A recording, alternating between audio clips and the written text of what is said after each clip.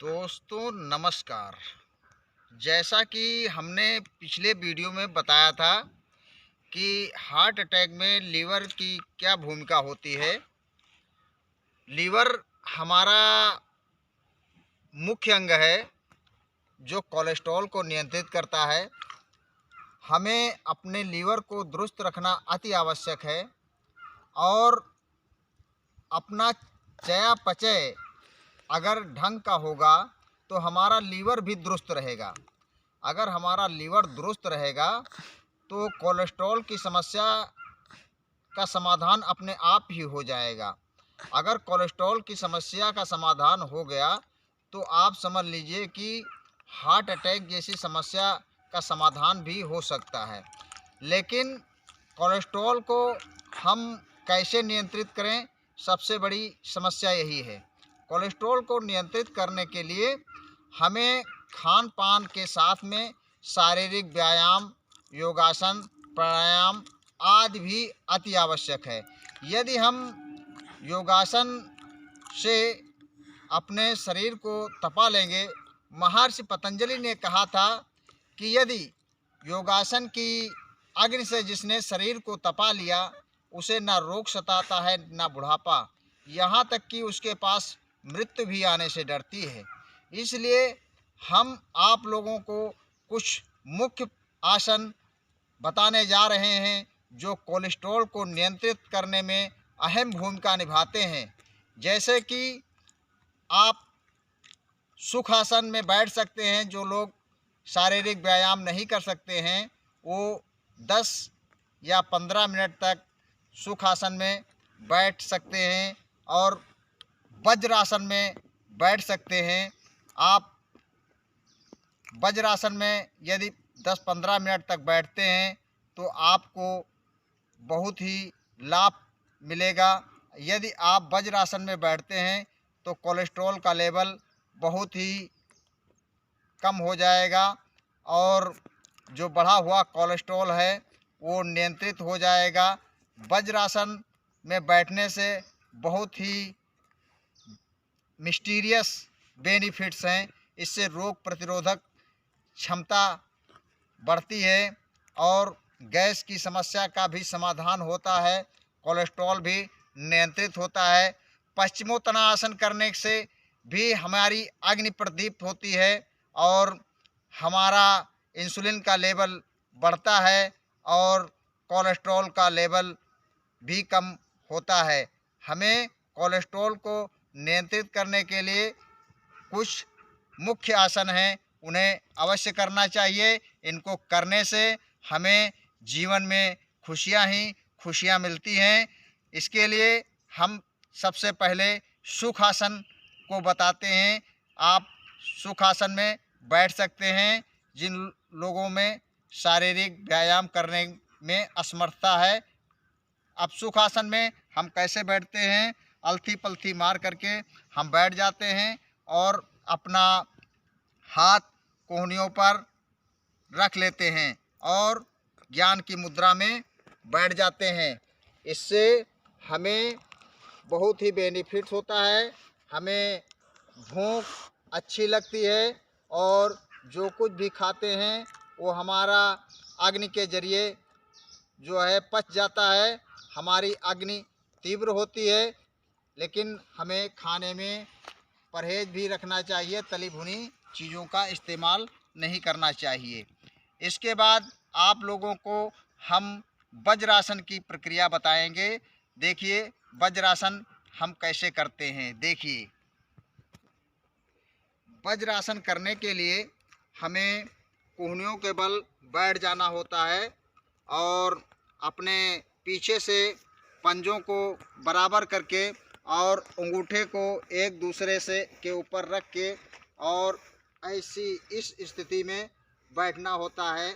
हमें नर्म और मुलायम कंबल का नीचे रख लेना चाहिए और हमें सीधी स्थिति में बैठ करके अपनी कोहनियों पर हाथ रख लेना होता है। इससे हमारी अग्नि प्रदीप्त होती है और हमें कोलेस्ट्रॉल नियंत्रण में काफ़ी मदद मिलती है, गैस की समस्या का समाधान होता है और हमें रोगों से लड़ने की शक्ति भी प्राप्त होती है। वज्रासन में बैठने से बहुत ही मिस्टीरियस फ़ायदे होते हैं। वज्रासन करने के अनेक फ़ायदे हैं। हम पीछे से भी अपने पैरों की पोजीशन दिखाना चाहते हैं। आप देखिए कि हमारे पैरों की स्थिति कैसी है। इसी स्थिति में आपको बैठना है। इस स्थिति में बैठने का कम से कम 10 से 15 मिनट तक आप अभ्यास करें। आपको बेनिफिट्स बहुत ही चमत्कारिक नज़र आएंगे। जो लोग यदि शुरुआत में देर तक नहीं बैठ सकते हैं तो 2-4 मिनट बैठने का अभ्यास करें।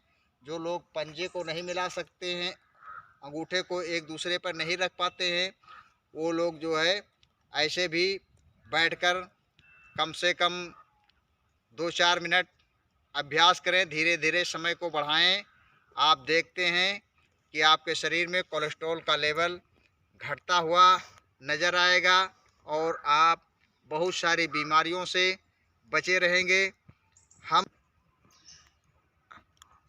वज्रासन के बावजूद हम पश्चिमोत्तानासन भी कर सकते हैं।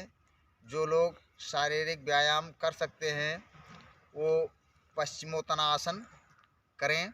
पश्चिमोत्तानासन करने से भी हमारा कोलेस्ट्रॉल का लेवल काफ़ी हद तक कम हो जाता है और हमारे लीवर की जो और अग्नाशय की जो क्षमता है वो बढ़ जाती है। देखिए पश्चिमोत्तानासन की हम पोर्शन बता रहे हैं। पश्चिमोत्तानासन करने के लिए हमें सबसे पहले अपने पैरों को सीधा करके उसके बाद पहले बैठ जाना है। फिर बैठने के बाद अपने दोनों पैरों को सीधा कर लेना है और दोनों पैरों को सीधा करने के बाद हमें अपने हाथ से दोनों अंगूठों को पकड़ने का प्रयास करना है और पकड़ने के बाद सांस खींचते हुए अपने मस्तक को कोहनियों में लगाने का प्रयास करना है। कोई भी ज़बरदस्ती नहीं करना है। जितना हमारा शरीर मुड़ता है उतना ही हमें करना है। इससे हमें बहुत ही चमत्कारिक फ़ायदे मिलते हैं।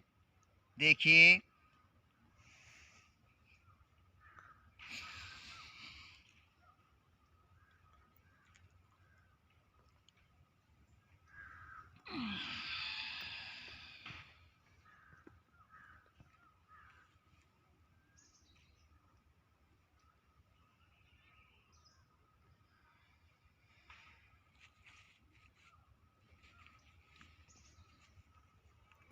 ये हमारा पश्चिमोत्तानासन है।